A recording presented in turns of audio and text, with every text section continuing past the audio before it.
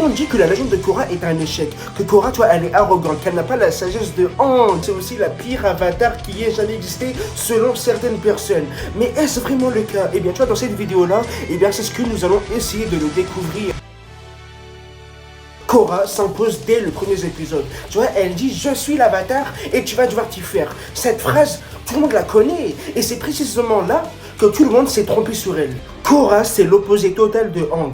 Là où Aang refusait la violence, Korra y fonçait tête baissée. Là où Aang cherchait l'équilibre, Korra cherche à prouver qu'elle est digne de son rôle. Et là, je sais que certaines personnes se disent, mais pourquoi? Quelle est la raison? Car tout simplement, elle est née dans un monde qui n'a plus besoin de l'avatar. Aang a déjà apporté la paix, le monde est en reconstruction, la technologie progresse, les nations se rapprochent. Mais dans ce nouveau monde, l'avatar n'est plus le héros légendaire. Le rôle de l'avatar, tu vois, c'est vraiment devenu un symbole d'un ancien temps. Et Korra, dès sa naissance, ressent cette pression, être utile dans un monde qui n'a plus besoin d'elle. Et c'est ça la tragédie de Korra. Elle n'a jamais eu le droit d'être une enfant. On l'a enfermée, on l'a entraînée, on lui a dit tu es spéciale, tu dois être forte. Alors elle est devenue forte, même très forte. Mais pas parce qu'elle voulait dominer, parce qu'elle avait peur d'être inutile.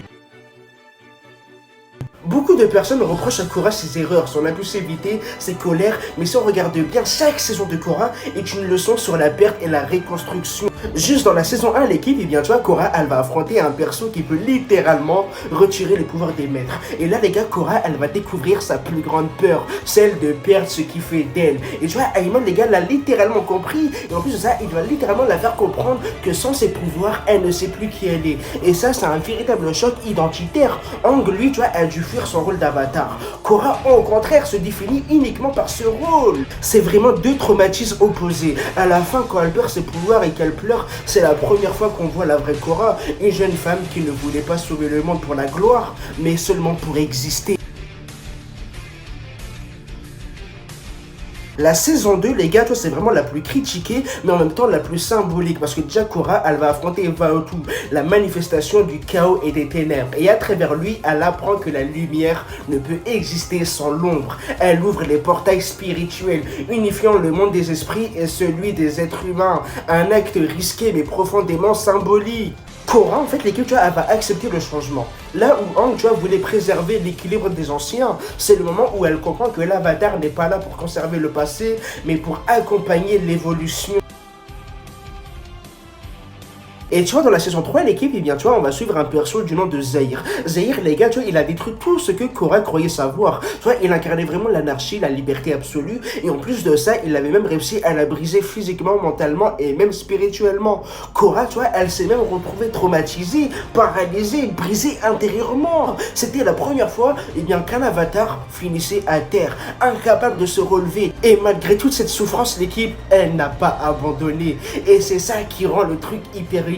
Franchement, c'est vraiment le cœur même de son évolution. Elle découvre que la force ne vient pas du contrôle, mais de l'acceptation de sa faiblesse. Et dans la saison 3, eh bien, tu vois, Korra, elle revient changée. Tu vois, elle n'est plus la guerrière arrogante du début. Elle doute, elle hésite, elle apprend à se reconnecter avec elle-même. Et surtout, elle apprend la compassion. Tu vois, quand elle affronte Kuvira, eh bien, tu vois, elle ne cherche plus à détruire, mais à comprendre. Et là, Korra, l'équipe, tu vois, elle va accomplir un truc que aucun autre avatar n'avait encore jamais fait. Elle va pas sauver le monde, non, mais l'âme d'une ennemie. Ça, les gars, c'est le signe ultime de sa maturité. Elle devient une avatar de la guérison, pas seulement de la force. Maintenant, l'équipe posant la vraie question, Korra est-elle vraiment la pire des avatars? Aang est le symbole de la pureté et de la sagesse, mais c'est aussi un avatar du passé. Il représente la spiritualité dans un monde encore primitif. Il est parfait pour son époque, mais dans le monde moderne, eh bien, tu vois, un pacifiste comme Aang aurait été balayé par la complexité politique et technologique de Republic City. Roku, toi, c'était un sage, mais trop indulgent. Il a laissé la colère de Shao Xin se propager pour attachement personnel. Korra, elle fait l'inverse. Elle agit trop vite sans réfléchir. Deux erreurs opposées, mais humaines dans les deux cas. Par contre, L'équipe, tu vois, Kyoshi, elle aurait vraiment écrasé ses ennemis sans remords. Alors que tu vois, Korra, au contraire, tu vois, elle apprend à ne plus se battre. Kyoshi, vraiment, elle appose la peur. Korra inspire la compassion. Deux visions opposées du rôle de l'avatar. Mais honnêtement, l'équipe dans un monde moderne, c'est la vision de Korra qui est la plus nécessaire en fait. Et concernant One, tu vois, le tout premier avatar de l'histoire, et bien tu vois, il avait décidé de séparer le monde des esprits et le monde des humains, car il pensait que les êtres humains et les esprits ne pouvaient pas coexister ensemble. Alors que Korra, elle, tu vois, elle a fait tout le contraire. Elle a décidé de les réunir, car tu vois, elle pensait que les humains et les esprits pouvaient coexister ensemble. Pour faire simple, Korra, tu vois, elle est en quelque sorte la fin d'un cycle et en même temps un début d'un nouveau cycle. Le lien avec les anciens avatars, il a été brisé. Mais en vrai, ce n'est pas une perte, c'est une renaissance. Car Korra, tu vois, elle est l'avatar du renouveau. Celui qui va apprendre au monde à vivre sans dépendre du passé. La légende de Korra, ce n'est pas une suite d'Avatar, c'est une déconstruction de l'Avatar. C'est une série qui pose une question simple. Que reste-t-il de la légende quand on n'a plus besoin d'elle? Et c'est pour ça que beaucoup de gens ne l'ont pas comprise. Parce que tu vois, ils attendaient un nouveau angle. Mais Korra, c'est vraiment tout l'inverse. C'est l'avatar du monde moderne, du traumatisme et de la reconstruction et de la quête d'identité. Elle n'est pas là pour ressembler à Aang, à Roku ou Kyoshi. Elle est là pour être humaine. Et c'est justement ce qui la rend extrêmement puissante. Pas parce qu'elle est parfaite, mais parce qu'elle est vraie. Donc la conclusion, l'équipe, eh bien tu vois, Korra, elle n'est pas la pire avatar. C'est tout simplement l'avatar que beaucoup de gens n'étaient pas prêts à comprendre. L'avatar qui tombe, qui doute, qui souffre, mais qui finit par se relever. Et au fond, les gars, c'est ce qu'on fait tous. En fait, tu vois, Korra, c'est vraiment nous.